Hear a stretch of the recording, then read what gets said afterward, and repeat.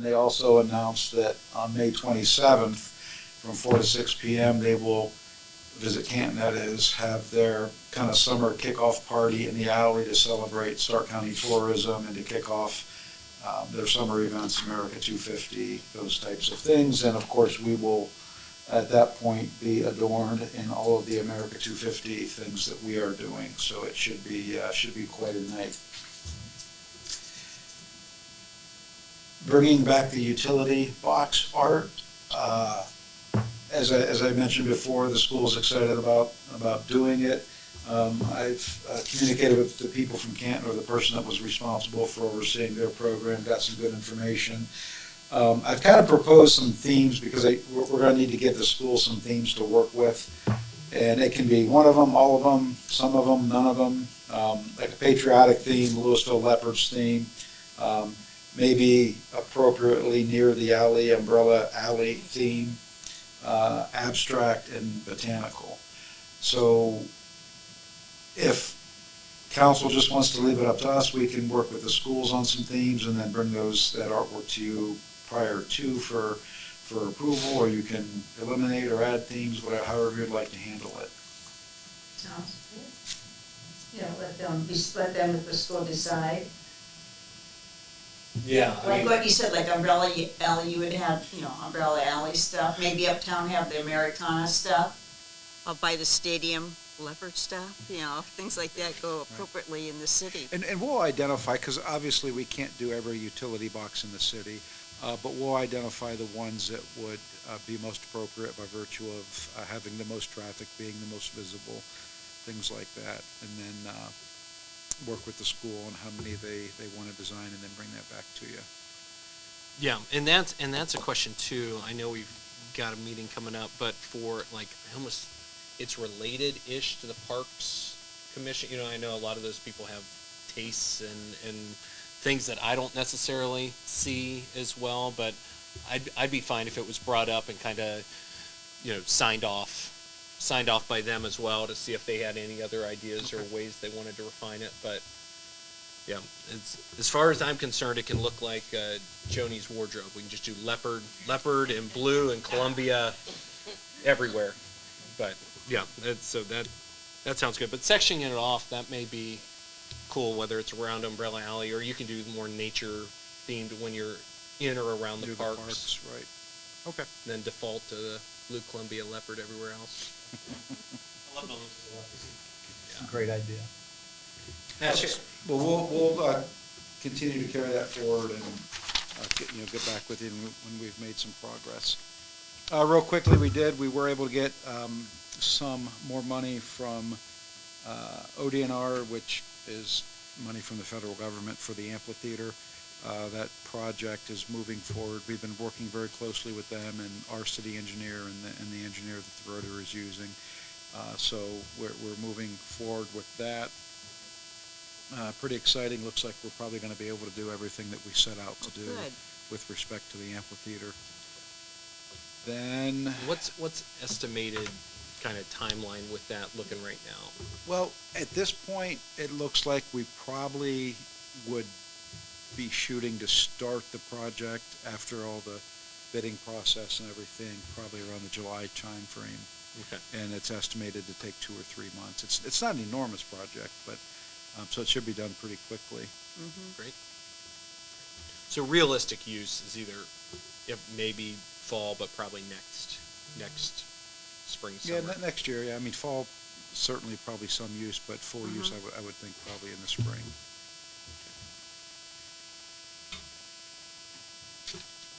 And then City Hall. Can I ask Andy one thing? Yes. You can Can do I whatever you want. like Of course. the baseball and softball fields? I love the concession stand and the bathrooms that are there and stuff it's really well made and everything. It's going to be an awesome asset to the town. Do you know when we're going to be able to start to use the fields? It should be for the spring season. We are yet to install dugouts, and then there's some finish work that will need to be done, kind of relative to the construction of the fields themselves. But we should be ready by spring season. It is really an asset for the It is. town and for the whole park. It's turned out really nice so far. And if you kind of just stand in the entrance to the library or to that parking lot, Oh, everything kind of flows very nicely and fits in. And I think the amphitheater will just be a complement to all of that. There's lots of people at the park. It's been considerable investment in Mesker Park, no question about it. And the last thing, so just to kind of a little bit of history, of course. One of the benefits of the fire department building, in addition to meeting all of their needs, was that we were going to create space at City Hall that we could expand into to address a number of needs that City Hall has. We initially were given one price, just essentially based on square footage and remodeling and some construction. That was before either the architects or the engineers really put hands on the building and got to see kind of what they're dealing with. Unfortunately, the cost of the renovation has substantially risen, and as I may have mentioned before, because of this, we have to do this, and because of that, we have, at this point, and just to be, I guess, transparent with council, the architects have raised the idea of new construction not costing much more than renovation. So that conversation turned into what number of square feet we could get in a new construction environment for what we're going to have at City Hall. And the very short of many long conversations is, at this point, we could build a new City Hall on that existing plot of land that City Hall is on, and you have a schematic under the magazine there that shows you how it would be configured. And we could do that. The construction estimate, so these aren't estimates from the architects, these are actual hard numbers from the construction estimator, puts building a new City Hall that would accommodate our needs at roughly $4.3 million, when renovation of the existing City Hall would be roughly 1.1, but not part of that 1.1 would be the cost of us having to operate off-site for a year. And that was one of those things we learned once we got into it. We don't have a lot of asbestos in the building, but because of the locations that it does exist, we could not occupy City Hall during the renovation. So it's estimated, and this is just on some cursory research about the cost of space and IT accommodations, that would roughly be about $100,000, between $75,000 and $100,000 to set up essentially a temporary City Hall somewhere. So those are the numbers. I've also asked for them to give kind of an objective comparison of building versus renovation, and you should have that from the email I sent late Friday. I'm sorry, not 1.1, 4. I apologize, 4.1. I already locked in the we're- 1.1. we're- It's done. Well, interestingly, that was the original estimate. Yeah. No, now it's 4.1. We're about $150,000 apart at this point. And again, I asked them to kind of put together an objective comparison of building versus renovating. The two things that probably stick out the most to me in that comparison are any surprises that may come when we do renovate the existing building. And then one thing that I don't think we gave a lot of thought to before, but efficiency comparison of a new building to an old building in terms of gas and electric. So certainly don't expect an answer tonight, but wanted to bring it to your attention, give you the opportunity to come up with any questions that you might have. But we're kind of at the point where we would need that direction to go any farther in this process. If you remember, we did run into problems. That we didn't foresee during the police station renovation. That, you're correct, and that's what caused us to go well above the bid threshold, which is, of course, what led to kind of the legal problems. There were some things that we assumed were good with that building, and it turned out that they weren't, and they were expensive repairs. And actually, not to put you on the spot, Matt, but Matt recounted a story last week about a similar project in Rittman where they had some unexpected cost related to a renovation. Yeah, they're renovating the old public library. The library built a new branch. They're renovating the old public library to be the new city hall. And there was a concrete floor where they were going to put council chambers. They dug into it so they could run wires for all the microphones, and they found that all of the sediment, whatever's under that concrete slab had settled like 7 to 8 feet. So there's just nothing supporting this floor, and they had to figure out how they were going to support this floor. So it certainly happens, and yeah, it was an unfortunate time. So I guess what I would ask is if you, Kind of review the information, if there's anybody you want to talk to or any questions that you have, and we can bring answers back to you at the next meeting, and then if it's appropriate at that point to give us direction, or if it'll take more time to make a decision. Would it be appropriate to have, I don't know if it would be Hammond or whoever the engineer would be, to come and kind of just present, to kind of run through and have their, and kind of pros and cons both ways? We can certainly, as a matter of fact, the architect has offered that, so we can arrange that for the next meeting, certainly. That, I mean, Who I would is the feel better. architect? Horn and King, the same architects that designed this Okay. building. The ones from That's Columbus? right. Yes, right.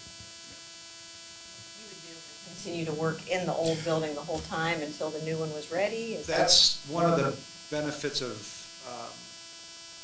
building new is that we wouldn't have to leave the existing city hall. And there's, of course, a cost to that we wouldn't incur. So, yes, they are confident that we can remove the fire bay portion of the building, leave the rest of it intact temporarily while we continue to work, and then when we left, of course, raise that building. But we can certainly make arrangements for them to come, and they are obviously the experts, and provide you with any additional information or answer any questions that you have. And then I'd still like that. recommend in the meantime, if you do have any questions, we can try and get those answers in advance or provide them to the architect so they can address them at the next meeting. Okay, thank you. Thanks. Certainly. Anything else? I think that's enough. Joni, did you want to ask about the America 250? Oh, yes. A couple years, like a year or two ago, I was on some group of people that met with some people from Canton about the 250th anniversary of the United States is this summer. And then Umbrella Alley is going to be all red, white, and blue, and we're going to have that one flag in the middle, flag. Right. So that was Visit Canton. Visit Canton had come to Louisville. That's who we met with, and they, sometime following that point, they did provide grant money to us. That's in large part what paid for the Revolutionary War flags that will Right. go back up in May. I'm actually communicating with them now about the potential of them paying for the lights that we intend on putting on the decorative light poles. They, of course, will be holding their event in the alley in May, which at that point will be decked out for America 250. I think like maybe Rotary, like second Friday or something in July. So- Maybe. Yeah, we intend to focus our 250 celebration at the second Friday in June, because the one in June. July will, of course, be after July 4th. So we Okay. intend to focus our celebrations on the second Friday in June, because that's, of course, when you'll have a large number of people Large downtown, people. and you won't be, of course, competing with a lot of other events that'll take place closer to July 4th. And then the chamber intends to have their Chamber Fest also kind of America 250 themed. Okay. Thank you. I knew I had been reading the paper, like North Canton's putting a lot of effort into it, and Yeah, they are. I know we're Constitution Town. Drone, We have yeah. those wonderful banners that are up on the buildings, so. Yeah. So yeah, that's the direction that we're going, is focusing in on that June 2nd Friday. And actually, the commander of the committee, former Mayor Cynthia Kirshner, is here, and she plays a large part in all of what you see happening with Second Fridays. definitely. She's my boss there. I just follow her instructions on second Fridays. Yeah, I forget the exact day of the second Friday, but we're focusing everything on that evening, and then whatever we do with the decorating the downtown, that will all stay all the month of June, past July 4th.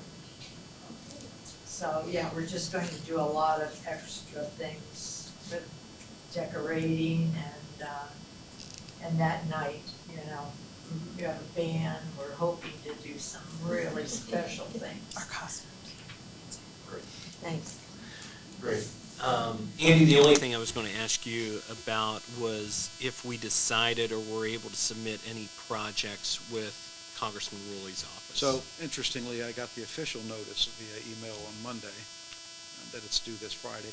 So yeah, we did explore the application. We have, as a matter of fact, it's the City Hall project that there is a category that would fit into. Okay. I did leave messages for Eric Kennedy today. I want to just get some more clarification on a few issues, but we are going to apply for that, yes. Okay. Are we going to spend anything for the water and sewer? For I think the one that we had discussed was that like light filtration that would remove that one, the engineering's not done for yet. Okay. That's the engineering for that is for the UV for the treatment plant. That engineering's being done this year, so we're a little premature. Okay. Yeah. Okay. That's great. Appreciate it. All right, Chief? Yes, thank you, Mayor. A couple things tonight. We got a generous donation from the American Legion Post 548, so I'll be handing that off to Matt, but I want to thank them for their generous donation to the Louisville Fire Department. Also, Caleb Parsons, who's at the elementary school.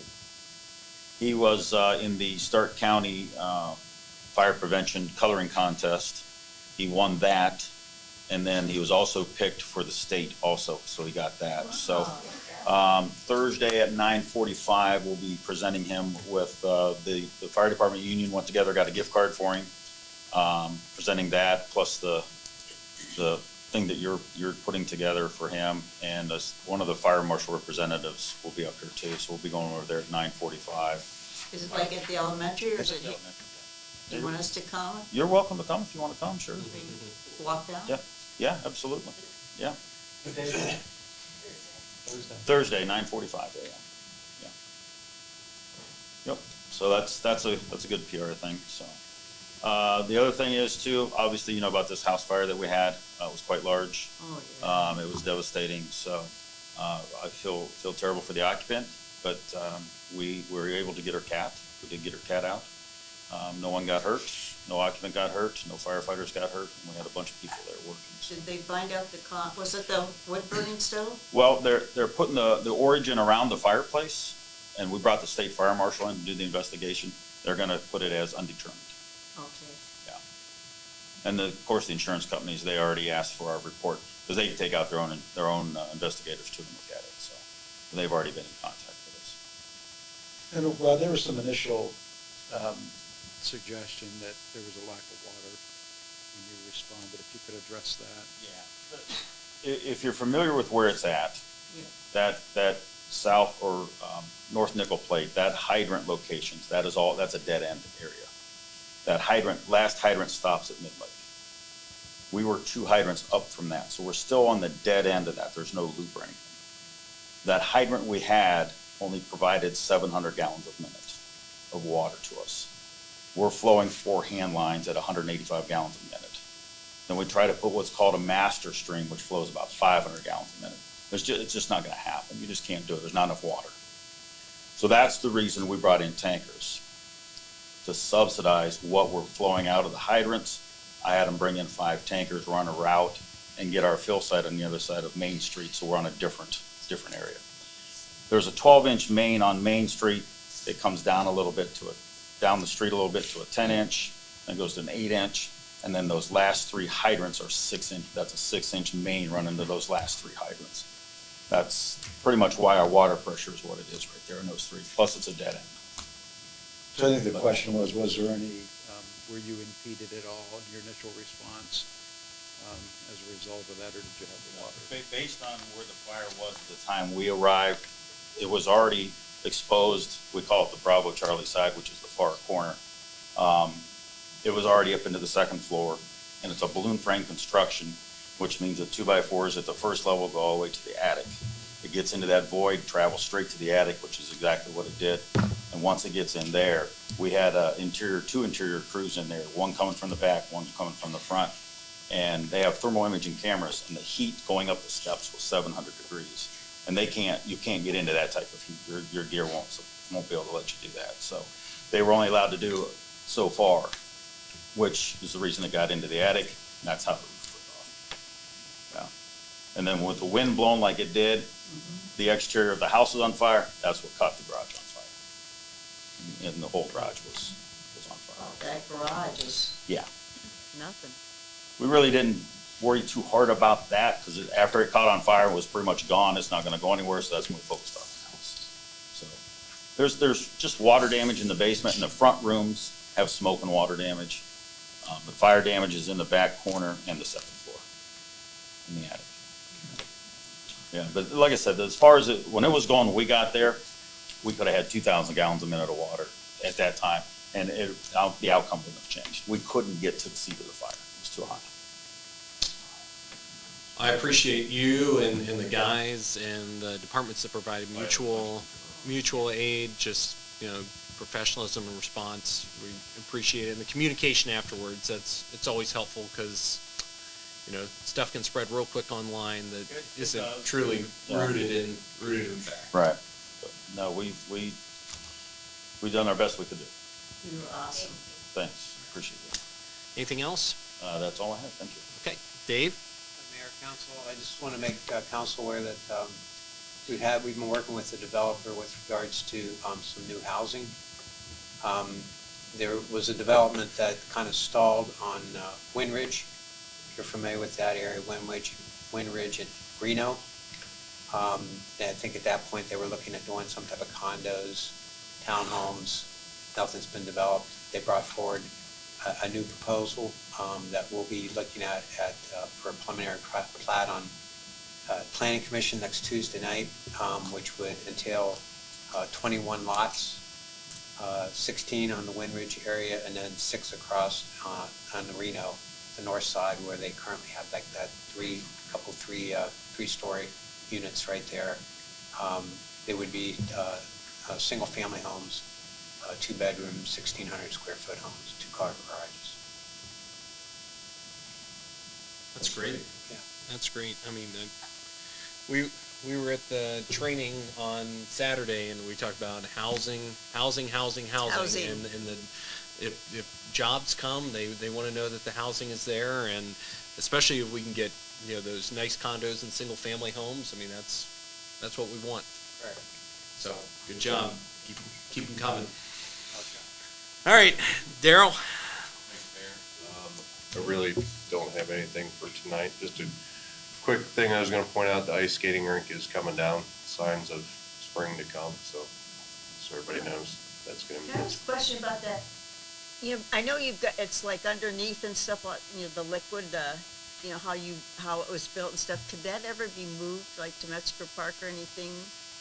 By The ice cream, is it gotta stay where it is? No. It's movable. Because the library, you can, borrow the skates for free. Correct. We've actually had conversations about building a pavilion near the library, because the biggest factor in it not being usable is rain and of course sunlight. Yeah. So we had a number of conversations about potentially erecting a pavilion near the library for that purpose. That would both be closer to where you rent the skates and then also protected from the elements. And we would no doubt get a longer period of time out of. I just think it would be used more. Right. Because it's an awesome, thing to have. Like where my grandkids live in Columbus, theirs is packed, but I'd like to see ours back. Yeah, it's just the unfortunate thing about ours is it's exposed to the elements, and when you have some of the ups and downs that we do with the That temperatures pavilion's a and the great weather. idea. Yeah. I brought a picture tonight, I don't know, again, you can see it, but in case anybody had any questions of why we were taking it down is the even as cold as it's been, even the moment the sun hits that thing, It's like slushy. what it does is the water thaws out. The lines that are inside of it, you can barely see them there, they lift up and they kind of surface and then it refreezes. But then you have the lines that are exposed at that point. So at that point, you're pretty much done. And then obviously the leaves and stuff that get in it.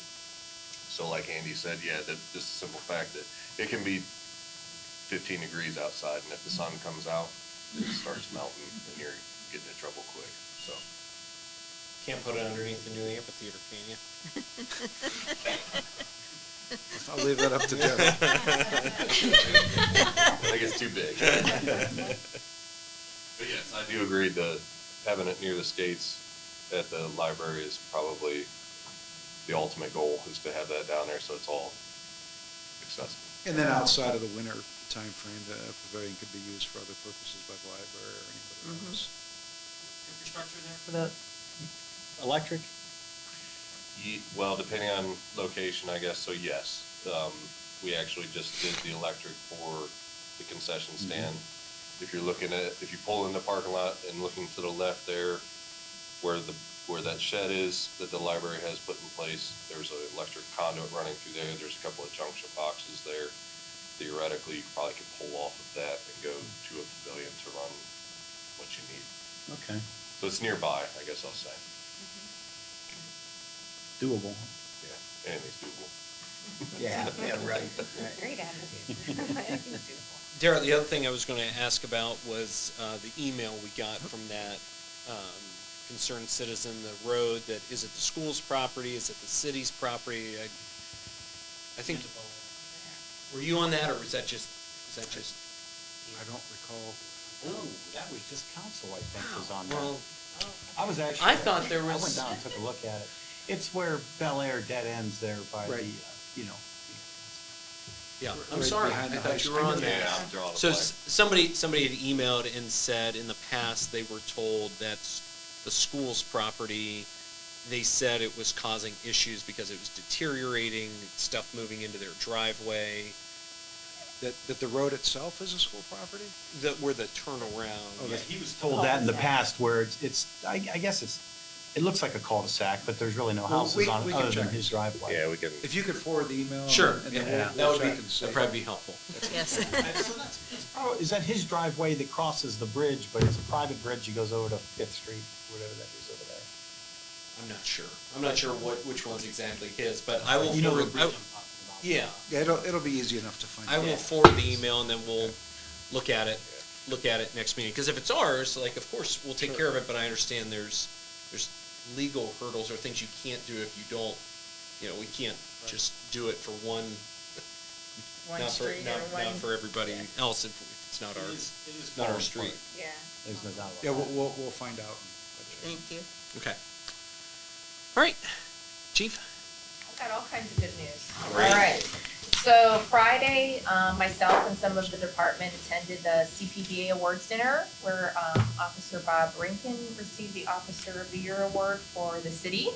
And he was also one of the nominees for the county for the Traffic Officer of the Year. So he got a certificate there. Last year, he wrote 908 traffic citations over the during the OBI task force grant, which resulted in 1,011 multiple different types of charges. So that was impressive. The other good thing I have to report is, if you remember, I applied for those 2 grants last year because our body worn camera system is obsolete. So I heard last week, we got both of them. And they combined them, so it will completely pay for our body worn camera system and all the equipment and the storage and the iCloud, and they gave us $64,739.26. Oh my. So that will cover everything for our project. That is Yes, great. all good news. How important is it to have a good grant Oh, writer? I'm thrilled. I was hoping we would get one of the grants, but we got both of them, so. That's beautiful. Thank you for taking the Appreciate time to do the Yes. grant writing. No problem. See, it's a great reward when you get it. That reminds me, on one of the sessions we went to on Saturday, talked about basically public records and making Yes. sure that the body cameras were into the retention schedule. And there were so many things that were being discussed, and there was a lot of people from townships there, and I was like, I'm just so thankful we have professionals running ours, because a lot of these township trustees were worried, because they were the ones, doing a lot of that work, but I said, well, I wanted to make sure and just come back and with our body cameras that it's into that schedule, and that I know we just updated that recently, so. Yeah, it's in the schedule, yes. All right, very good. All right, Matt, you said you'd save us money this meeting, so last meeting you said to come back to you this meeting. so Yeah. My stuff if you want. It's your turn. I delegated that Yeah, I saved this money. to the chief here beside me, and she did a great job. Okay. I don't have anything further to report, but I'm happy to answer any questions. I don't think I have anything this time. So, without anything additional, I'll entertain a motion to move into executive session for the purpose to consider the appointment, employment, dismissal, discipline, promotion, demotion, or compensation of a public official. That we move into executive session. Second. Let's go ahead and vote. McAllister Akin, Yes. Street, Yes. Aljansic. Yes. Cadone. Yes. Okay, and there will be no action afterwards. Thank you for coming, and have a good night. Amen.